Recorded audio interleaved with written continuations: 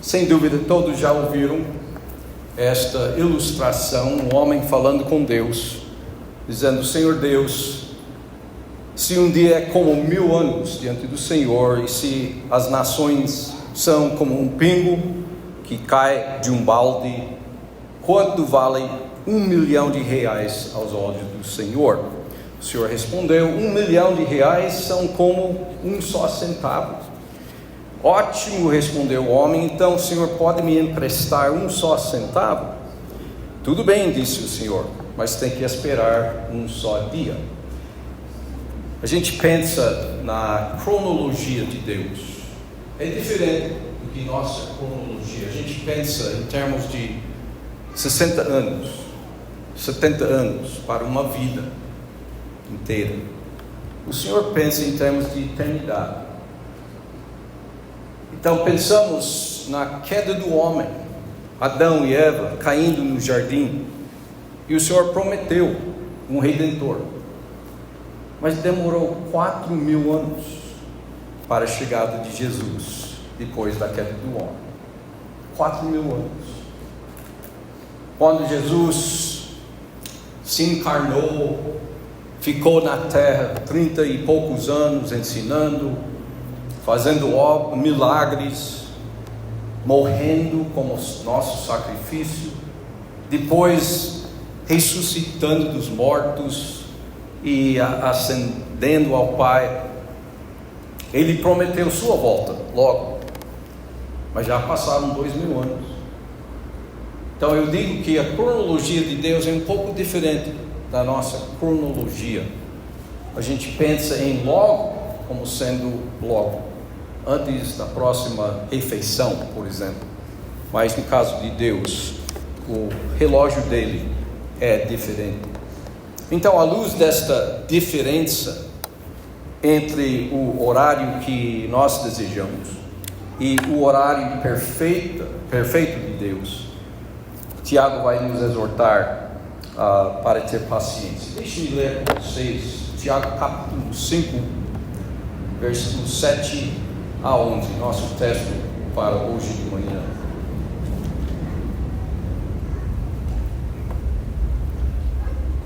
Tiago diz o seguinte: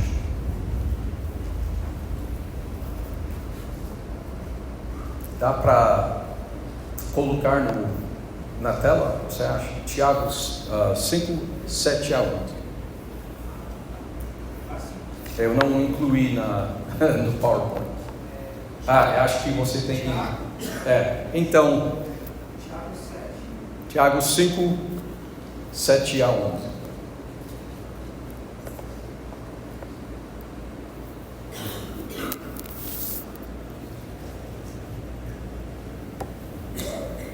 O irmão Jarvis, pode fechar algumas cortinas aqui para ter mais visibilidade? Obrigado. Ok, pronto. Versículo 7. Tiago diz: sede, pois, irmãos, pacientes até a vinda do Senhor. Eis que o lavrador aguarda com paciência o precioso fruto da terra, até receber as primeiras e as últimas chuvas. Sede vós também pacientes, e fortalecei o vosso coração, pois a vinda do Senhor está próxima. Irmãos, não vos queixeis uns dos outros, para não serdes julgados. Eis que o juiz está às portas. Irmãos, tomai por modelo no sofrimento e na paciência os profetas, os quais falaram em nome do Senhor. Eis que temos por felizes os que perseveraram firmes. Tendes ouvido da paciência de Jó, e vistes que fim o Senhor lhe deu, porque o Senhor é cheio de eterna misericórdia e compassivo. Pensando nestes versículos, quero oferecer 3 regras para nossas vidas em vista da demora da volta de Jesus. Vamos orar e pedir a bênção de Deus sobre a palavra dele. Obrigado, Pai, por ter colocado em nossas mãos esta epístola do irmão de Jesus, Tiago. Pai, a primeira epístola, a primeira escritura do Novo Testamento escrito, mesmo ficando no final do Novo Testamento, Sabemos que Tiago foi o primeiro que escreveu. Obrigado por essas palavras de uma pessoa super prática. Obrigado por esta advertência hoje de manhã sobre nossa mentalidade em esperar a volta do Senhor. Ajude-nos, Pai, a absorver e assimilar as palavras deste texto. E ajude-me, Pai, a comunicar bem as verdades aqui, em nome de Jesus. Amém. Tiago não era apóstolo. Não era? Então, como ele escreveu textos bíblicos? Tem os outros que não eram apóstolos, que escreveram livros que lemos. Lucas não era apóstolo. Marcos não era apóstolo. Mas eles ficaram naquele círculo de apóstolos, ministrando junto com eles, sendo utilizados pelos apóstolos. No caso de Tiago, ele teve o privilégio de nascer na casa de Jesus. Ele cresceu com Jesus como irmão, meio irmão, sim, porque o pai de Jesus não era José, mas na mesma casa. Pode imaginar essa experiência? Mesmo assim, Tiago não acreditou em Jesus. Levou anos e anos, Tiago lá ao lado de Jesus, mas duvidando que ele realmente era o Messias. Até o ponto da ressurreição de Jesus. E de repente temos na presença dos irmãos, este meu irmão de Jesus chamado Tiago. E ele é tão transformado que podemos ver no início desta epístola que ele escreve Tiago, servo de Jesus Cristo. Ele não colocou irmão, ele poderia colocar irmão, mas colocou servo, nosso Senhor Jesus Cristo. Ele era um homem tão santo, tão transformado, que a igreja logo começou a seguir a liderança dele. Olha, quem temos em Jerusalém, senão Pedro e os outros apóstolos, e quem era o pastor deles era Tiago. Em Atos 15 podemos ver o papel dele como líder daquele conselho para determinar qual parte tem essa coisa de lei, circuncisão no Evangelho. Ele foi super instrumental em dirigir a igreja através daquela controvérsia. Então, escrevendo para nós, é importante ver este homem que era super santo. Na vida mais tarde dele, quando ele chegou a certa velhice, nos anos 60, acho que se ele nasceu depois de Jesus, ele nasceu mais ou menos em 0, porque Jesus nasceu 4 anos antes de Cristo, como se diz. Então, com 63 anos por aí, em 63 depois de Cristo, ele foi martirizado, foi executado pelos judeus. Ele era chamado naquela altura homem de joelho de camelo, porque ele orava tanto. E o homem era tão santo que depois da morte, da execução dele, quando abriu aquela guerra terrível com os romanos, muitos descrentes judeus em Jerusalém acharam que era realmente recompensa da parte de Deus sobre Israel por ter matado este homem santo. O descrente teve esta impressão. Este homem era tão santo. Agora, como já disse, ele era homem prático, acreditava que o crente em Cristo deve mostrar sua fé. Temos passagens, por exemplo, sobre a sabedoria, logo no início da epístola. Podemos ter sabedoria de Deus se pedirmos, e se pedirmos em fé. Ele vai nos dar sabedoria. Ele falou também sobre os problemas de favoritismo na igreja. Os ricos foram exaltados e os pobres foram colocados no chão. Terrível esta perspectiva. E ele corretamente repreendeu a igreja por isso. Ele tratou de outros conflitos na igreja, conflitos bobos, né, que a igreja sofreu por causa da sua pecaminosidade, e falou da língua, a importância de refrear sua língua para mostrar a força do Senhor na sua vida. E por fim, capítulo 5, ele trata desta questão da volta do Senhor. É realmente um elemento super importante na vida do cristão. Você está pensando na volta do Senhor? Qual foi a última vez que você orou e pediu a volta do Senhor logo? Faz realmente uma parte da sua crença que Jesus volta logo? Que os anos que temos na terra valem muito, porque são limitados pelo calendário dele? Que não sabemos quando ele vai voltar, mas mesmo assim que devemos ter uma certa mentalidade, perspectiva, para glorificar o Senhor no tempo que resta.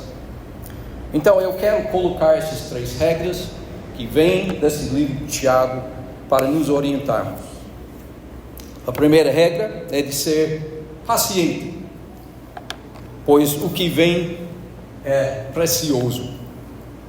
Ele diz no versículo 7, na primeira parte: sede, pois, irmãos, pacientes até a vinda do Senhor. Agora, mesmo com a demora do Senhor, é necessário esperar o Senhor com paciência, porque sabemos que o Senhor, quando Ele voltar, vai nos abençoar grandemente. Agora, o significado desta palavra esperar, ou ter paciência, é importante. E deixe-me dizer que devemos então esperar como Deus espera. O verbo usado não é ficar firme, ficar sem desmaiar. Significa ficar paciente, não procurando vingança. Interessante. Ele quer que nós esperemos com corações esperançosos, mas não vingativos.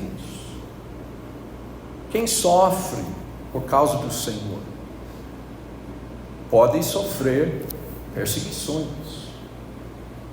E a perspectiva humana, natural, é de procurar vingança.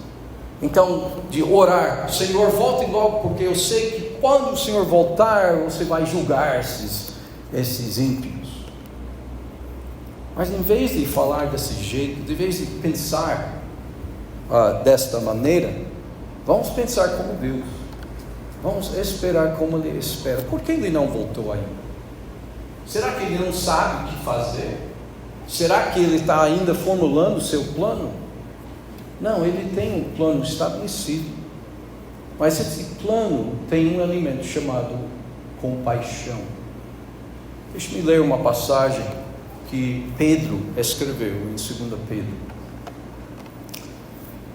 Ele diz o seguinte: há todavia uma coisa, amados, que não deveis esquecer. E deixe-me dizer que Pedro estava respondendo a pessoas que estavam duvidando a volta do Senhor. Então, há uma coisa, amados, que não deveis esquecer: que para o Senhor um dia é como 1000 anos, e 1000 anos como um dia. Não retarda o Senhor a sua promessa, como alguns a julgam demorada.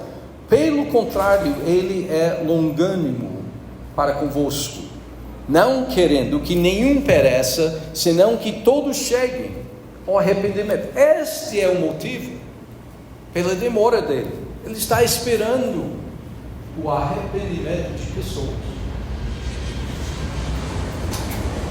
Graças a Deus,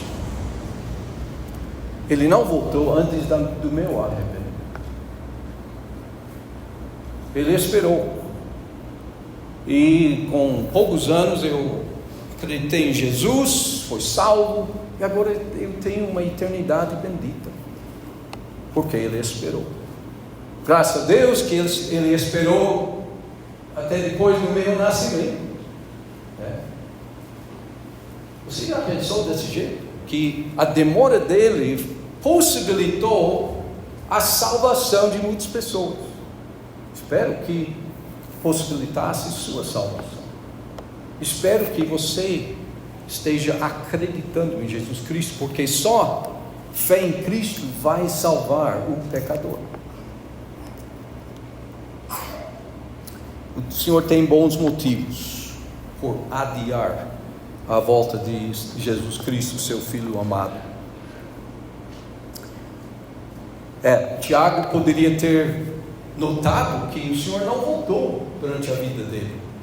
E o Senhor não voltou naqueles momentos ou horas entre a morte de Jesus e a ressurreição de Jesus, porque Tiago não estava acreditando naquela altura. Mas logo depois da ressurreição de Cristo, ele está, depois da ascensão de Cristo, ele está no cenáculo com os crentes. O Senhor esperou e fomos benditos por causa desta demora. Mas Ele espera com compaixão, e nós devemos esperar desse jeito também. Devemos ter paciência. Por quê? Porque aquela pessoa que está atribulando sua vida, porque você é cristão, pode ainda ser salvo. Aquele homem que demitiu você por causa da sua necessidade de estar na igreja aos domingos, não é de buscar vingança contra ele, é de orar pela salvação dele, para que ele possa entender que o Senhor volta logo. Ele vai tirar deste mundo só os salvos, e os outros ele vai julgar. Então, se Cristo tivesse voltado antes, ele não poderia ter visto tanto arrependimento. Vamos ficar esperando como ele espera, e vamos orar e trabalhar para ver arrependimento em mais pessoas. Também devemos esperar como o fazendeiro. O fazendeiro é uma boa imagem. Eu nasci quando meus pais estavam morando em uma fazenda. Não ficamos muito tempo lá, poucos meses, mas sempre poderíamos voltar para aquela fazenda, porque meus vovós estavam lá.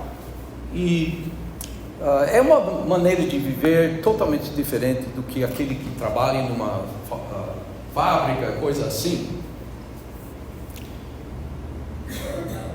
O ser humano que é fazendeiro depende do Senhor. Ele planta, ele faz seu trabalho, ele ara o solo, ele arranca a erva daninha, ele protege os seus campos e ele ora pelas chuvas.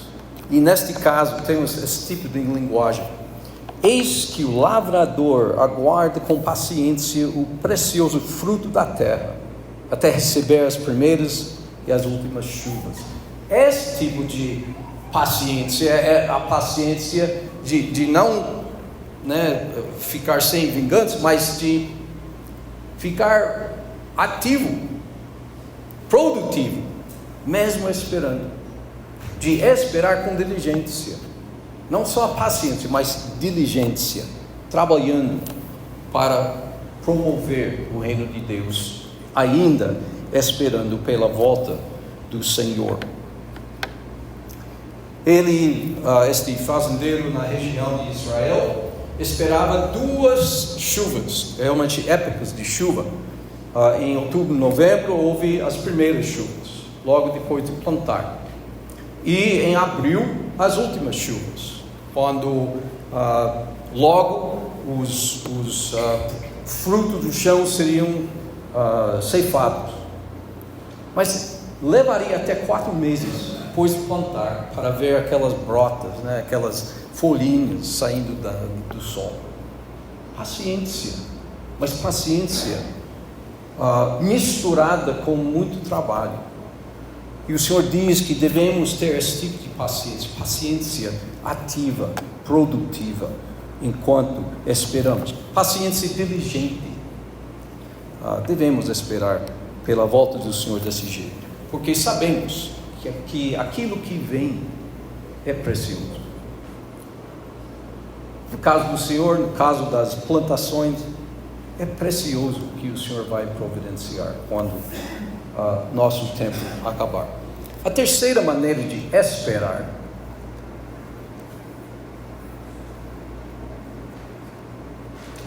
Esperar pelo remoto.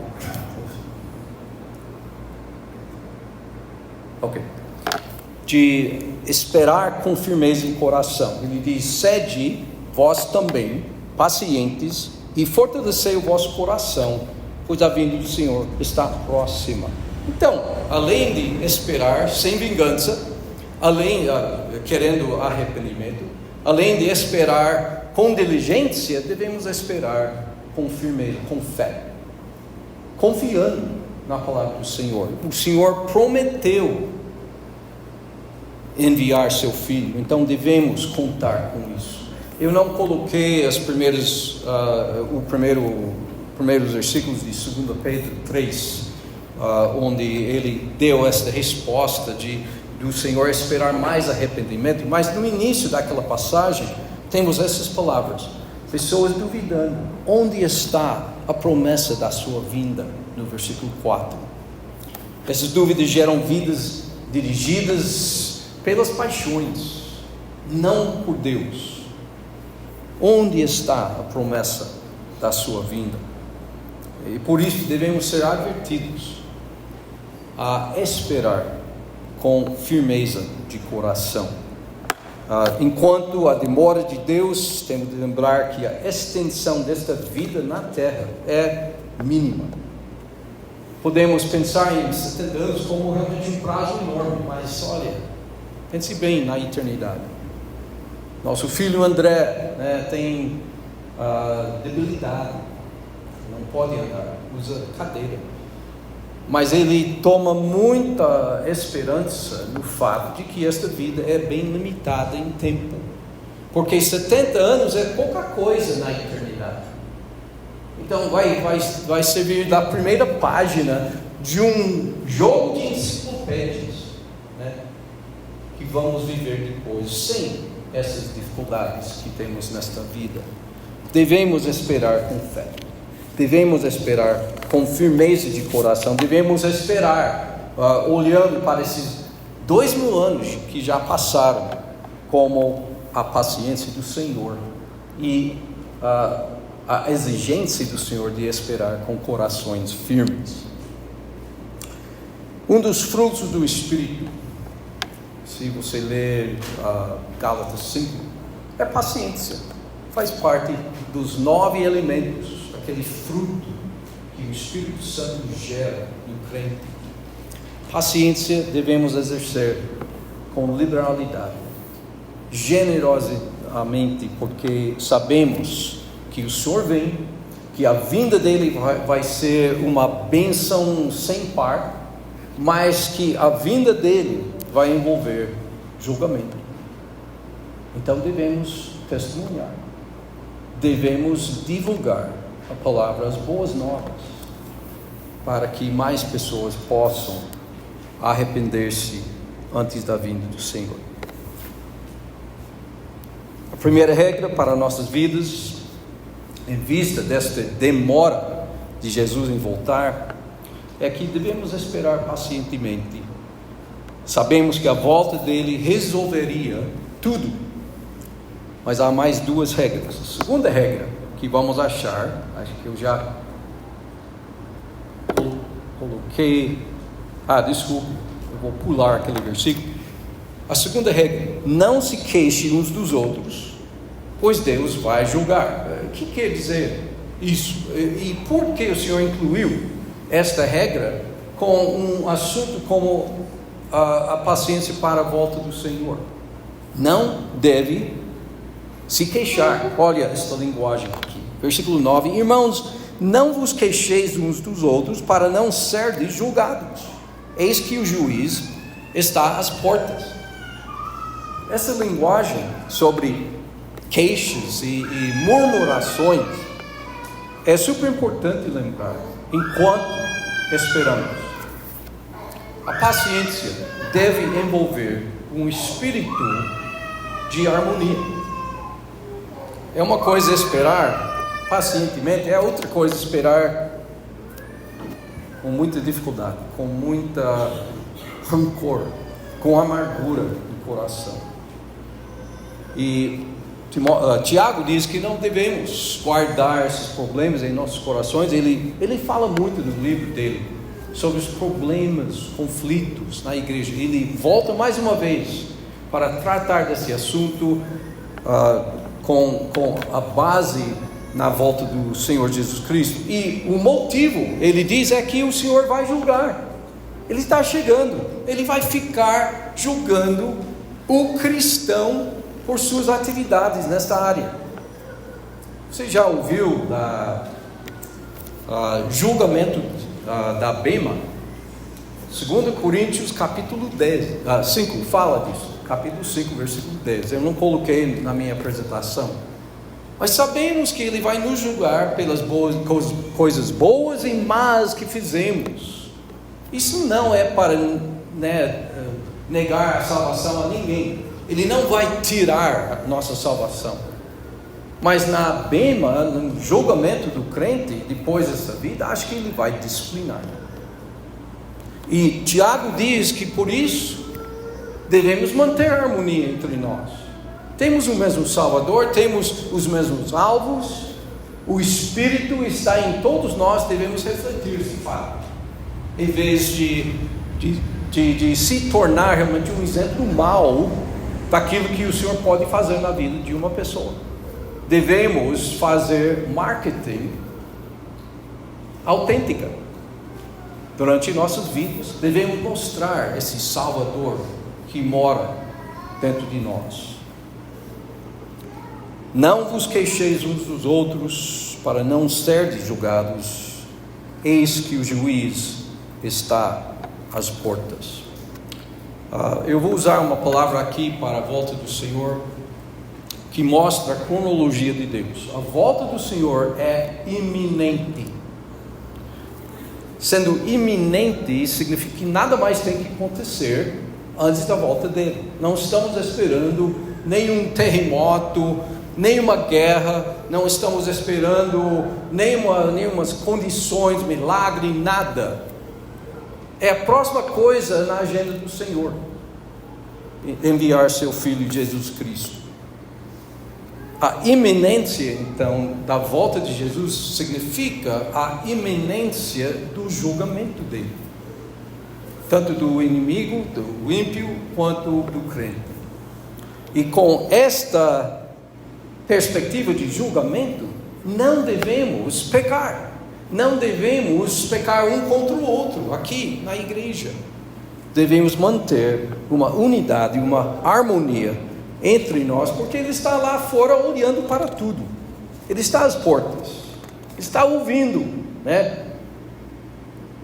Irmãos, temos certos vizinhos que de vez em quando podemos ouvir certos conflitos na casa deles. Não é uma coisa agradável. Mas imagine o Senhor ouvindo isso, emanando da igreja. Esses conflitos não têm lugar aqui. Problemas com seu irmão, problemas com os líderes. Devemos evitar estas queixas, essas murmurações, para não sermos julgados pelo Senhor, porque Ele está lá ouvindo, Ele está às portas. Enquanto estamos esperando a volta do Senhor, a unidade da igreja de Cristo deve ser evidente. Sabemos que a volta dele está iminente, então devemos mostrar o tipo de comunhão entre irmãos que agrade a Deus. Um espírito que Ele gostaria de ver se entrasse agora mesmo em nossas portas. A terceira regra: devemos esperar como Deus esperou, com paciência. Devemos esperar sem queixas, murmurações, e devemos esperar sofrendo fielmente, porque o sofrimento realmente é bênção. Agora, eu não estou falando aqui com nigerianos, eu não estou falando aqui com coreanos do norte, eu não estou falando com iranianos cristãos, pessoas que podem morrer dentro de 15 dias de professar fé em Jesus Cristo. Estou falando com brasileiros. Mesmo assim, não somos isentos de perseguições. Não há nenhuma regra, lei, nenhuma constituição que pode nos proteger para sempre. O ser humano sempre acha maneiras de ser injusto. Podemos esperar no futuro uma situação que vai piorando cada vez mais. Eu vejo isso no meu país. Mesmo assim, devemos esperar fielmente, mesmo com dificuldades. Ele diz o seguinte, no versículo, realmente no início da epístola de Tiago, depois de se apresentar como servo de Cristo, ele diz o seguinte: meus irmãos, tende por motivo de toda alegria o passardes por várias provações. O sofrimento envolvido na demora da volta de Cristo não é uma coisa má.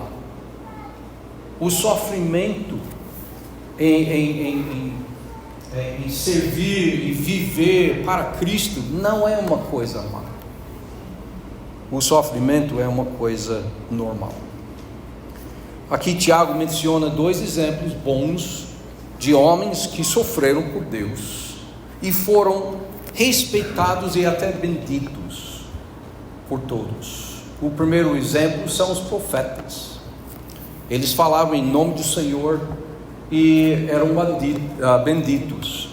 Ele diz: irmãos, tomai por modelo no sofrimento e na paciência os profetas, os quais falaram em nome do Senhor.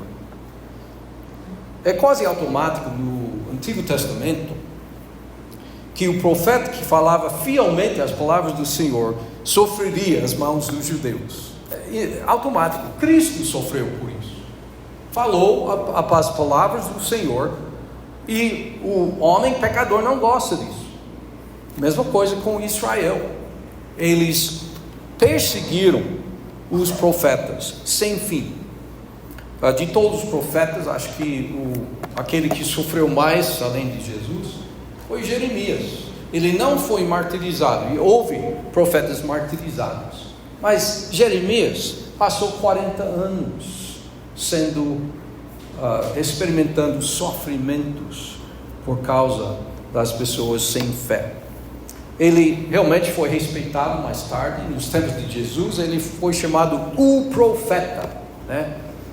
Com aquele O maiúsculo, o profeta Jeremias, por causa da sua fidelidade. Mas olha o que ele sofreu. Ele foi preso numa masmorra, foi amarrado às estacas, fustigado com varas, jogado numa cisterna cheia de lama. E houve realmente, através do livro de Jeremias, certas pessoas se preocupando com a vida dele, dizendo que ele vai morrer lá, vamos tirá-lo, etc. Mesmo assim, eu não vejo na vida de Jeremias murmurações contra Deus. Eu não vejo críticas saindo de Jeremias. Ele não quis que o povo sofresse naqueles dias, mas o povo era tão desobediente, adorando outros deuses, que era inevitável. Então Jeremias teve que profetizar a destruição de Jerusalém, a destruição do templo, coisas que as pessoas nem poderiam pensar. Mas ele profetizou isso. Ao mesmo tempo ele colocou a necessidade de capitular-se para os babilônios, de render-se, de sair de Israel para proteger suas vidas. Não era uma mensagem muito popular, e assim ele foi castigado por isso. Mas quando ele foi ultrajado, não revidava com ultraje. Quando maltratado, não fazia ameaças. Ele não se queixava, mesmo no meio de sofrimentos. Ele nos lembra de Cristo. como na cruz ele resistiu às murmurações e pediu o arrependimento dos seus perseguidores. Nossos sofrimentos são uma oportunidade excelente para mostrar o poder de Deus no cristão. O mundo não sabe nada disso. Eles não presenciam poder divino em uma pessoa para sofrer bem. Devemos mostrar através do nosso sofrimento que temos uma esperança muito além desta vida e que o Senhor vai nos abençoar. Devemos mostrar que os sofrimentos por Jesus valem a pena, valem muito, valem em torno de grande preço na eternidade, e que o Senhor está nos dando poder para viver, poder para ministrar no meio dos sofrimentos. Então, pensando nisso, ele vai nos dar dois exemplos. Aliás, ele já nos deu os profetas. O segundo é uma pessoa bem conhecida, Jó. O homem Jó sofreu e hoje ele é considerado o nosso modelo. Então, Tiago diz: eis que temos por felizes os que perseveraram firmes. Tendes ouvido da paciência de Jó e vistes que fim o Senhor lhe deu. Tiago tinha sofrido muito na sua vida, mas ele diz que nós devemos considerar os que perseveraram nos sofrimentos como felizes, por continuarem a confiar no Senhor, apesar das dificuldades, apesar dos sofrimentos. Pense bem em Jó. Ele perdeu todos os seus animais, teve muitos animais, milhares. Em uma tragédia, tudo foi destruído. Ele perdeu servos dele, pessoas, amigos, pessoas que trabalharam a vida inteira com ele. Perdeu em uma tragédia.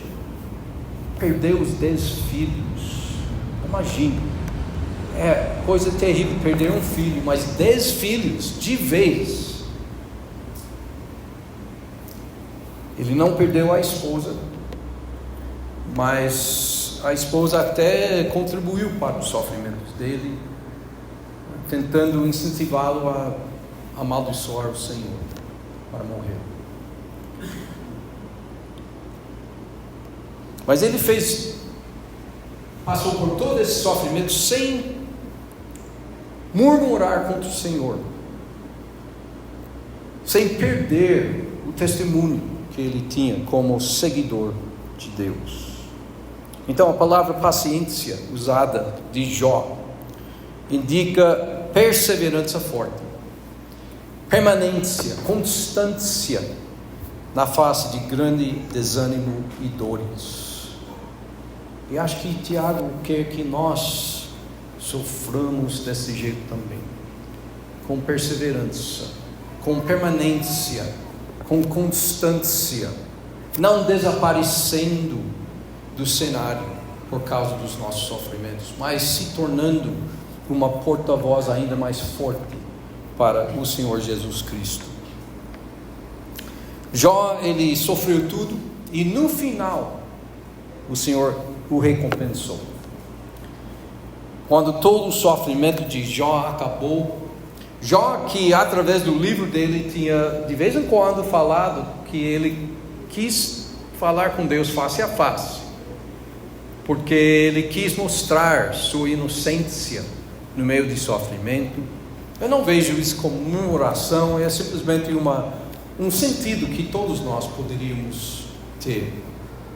Mas no final o Senhor disse: olha, minha esplendor, minha majestade, olha meu poder, olha o que eu criei, olha a sabedoria que eu tenho. E a resposta de Jó ao ver isso foi o seguinte: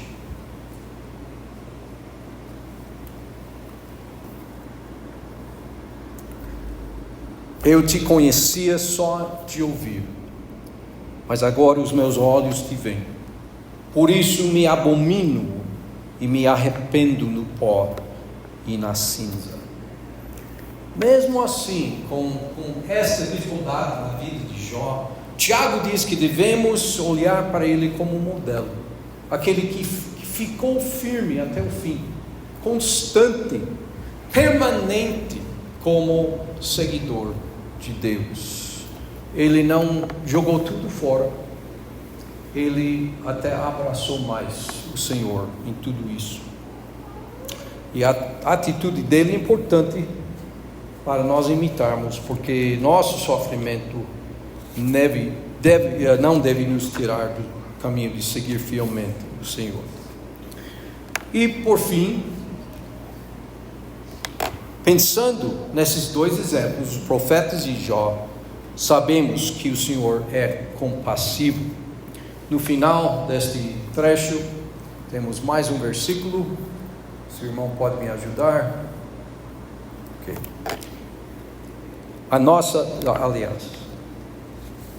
Desculpa. Porque o Senhor é cheio de eterna misericórdia e compassivo.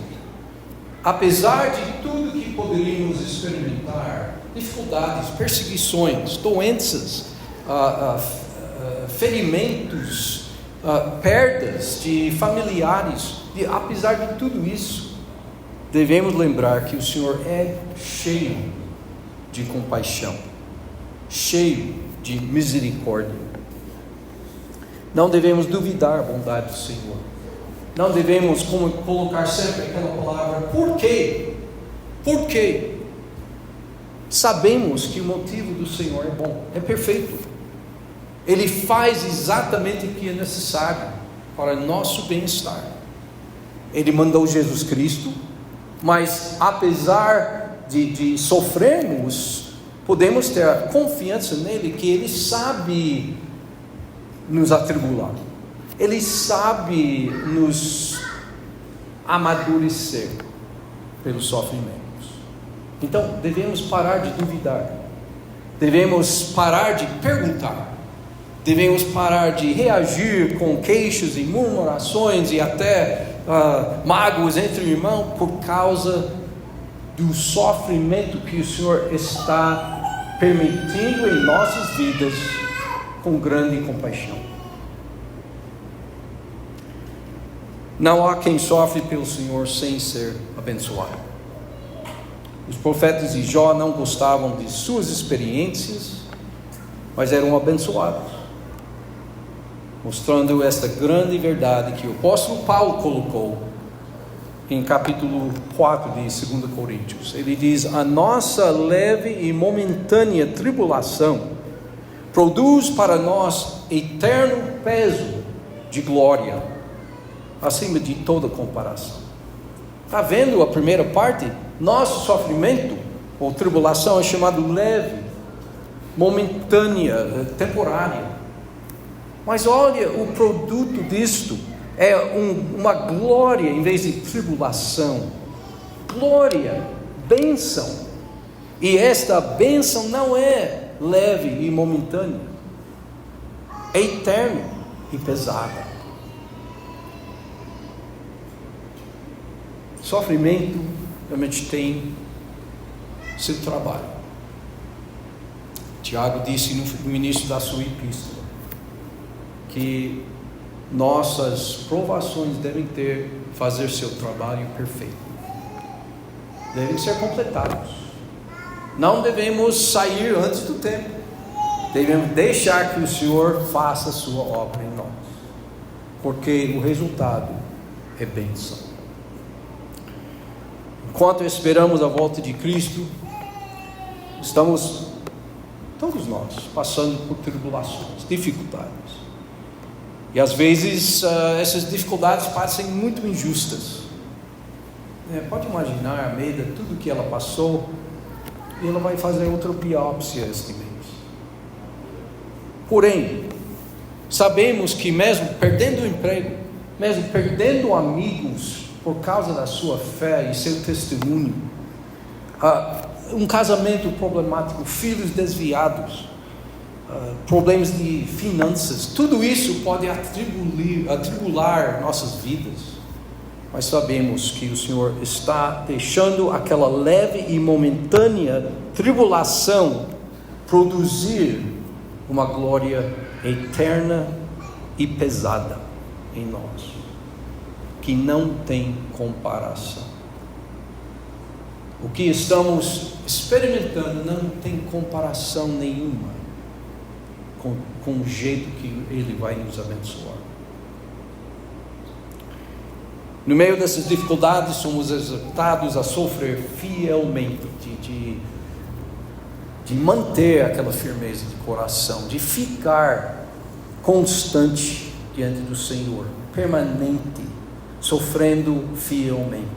Olha, irmãos, isto vai ajudar sua vida grandemente, mas também as vidas dos seus irmãos em Cristo, porque eles vão observar o Senhor. E o descrente também vai observar sua vida. E Pedro diz em capítulo 3, 1 Pedro, que nossa reação às dificuldades, em muitos casos, vai gerar perguntas na parte do descrente. Por que você não está caindo em pedaços? Por que você não está amaldiçoando o seu Deus? Por que você está ficando permanente, constante, fiel? É nossa oportunidade de testemunhar. Concluindo,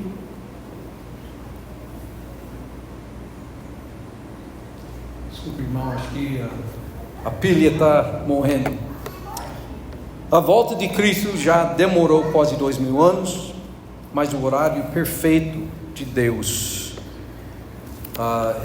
não é conhecido a nós, e a volta está iminente. Sabemos que Ele pode voltar a qualquer hora. A responsabilidade do cristão viver como se o Salvador estivesse voltando hoje. Número 1, por favor. Devemos esperar a volta de Deus com paciência e diligência, sabendo que enquanto Cristo demora, mais homens estão se arrependendo. Glória a Deus. Número 2. Devemos esperar a volta de Cristo sem nos queixarmos contra os irmãos, porque sabemos que o juiz está às portas. Também devemos evitar queixas contra o Senhor em nossas vidas pessoais.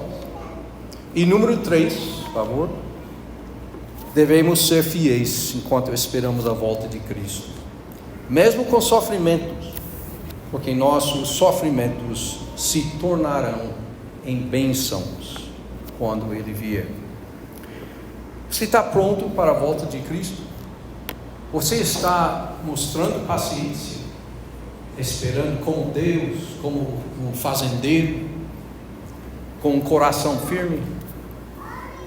Você está refreando sua língua, sua atitude, mostrando, em vez de murmurações e queixas, aquela harmonia que o Senhor quer? Porque Ele está às portas olhando. E você pode sofrer fielmente enquanto você espera, como os profetas, como Jó, sabendo que é só a bênção que vamos receber depois desta época de leve e momentânea tribulação. Se você ainda não aceitou Cristo como Salvador, não temos nenhuma garantia que você vai passar até amanhã sem ser julgado. O Senhor pode voltar hoje. E sem Cristo no coração, sem aqueles pecados na sua vida perdoados divinamente, você não tem chance. Você vai experimentar a eternidade sem Deus. E há um só lugar para isso. Hoje é o dia da salvação. Aceite o Senhor. Ele está esperando por causa da sua compaixão, porque Ele quer ver arrependimento e fé em mais pessoas. Você pode ser aquela pessoa hoje, em vez de experimentar o julgamento do Senhor, você pode ter uma bênção prometida, eterna, da mão de Deus. Aceite Cristo, nosso Salvador.